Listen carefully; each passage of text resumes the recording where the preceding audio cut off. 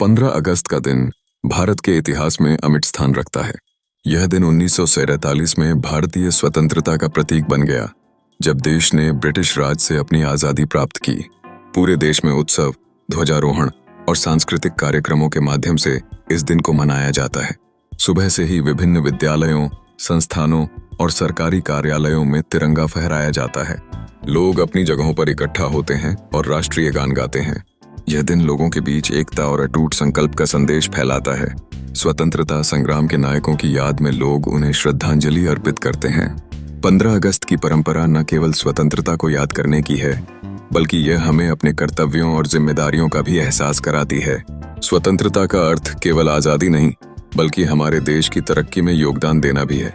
इस दिन हम सभी को अपने देश के प्रति अपने प्रेम और समर्पण को फिर से नवीनीकरण करने का अवसर मिलता है। इस दिन विभिन्न प्रकार के सांस्कृतिक कार्यक्रमों का आयोजन होता है। स्कूलों में बच्चों द्वारा नृत्य, नाटक और गीत प्रस्तुत किए जाते हैं, जिनमें स्वतंत्रता संग्राम की कहानियों का चित्रण किया जाता है।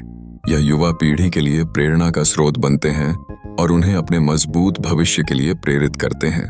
15 अगस्त का दिन भारत की विविधता और एकता को सेलिब्रेटिंग करने का भी है। विभिन्न क्षेत्रों के लोग एक साथ मिलकर इस दिन को मनाते हैं, चाहे वे किसी भी धर्म, जाति या संस्कृति से हों। यह दिन यह दर्शाता है कि जब हम मिलकर काम करते हैं, तब हम किसी भी चुनौती का सामना कर सकते हैं। दुनिया के कई हिस्सों में बसे भारतीय भी इस दिन को बड़े उत्साह से मनाते हैं। वे अपने अपने स्थलों पर तिरंगा फहराते हैं और मातृभूमि के प्रति अपनी निष्ठा और प्रेम व्यक्त करते हैं। यह भारत माता के प्रति हर एक नागरिक की भावनाओं का प्रतीक है। आखिरकार 15 अगस्त का महत्व बस एक दिन मनाने तक सीमित नहीं है। यह हमें याद दिलाता है कि स्वतंत्रता की रक्षा हमें अभी भी करनी है।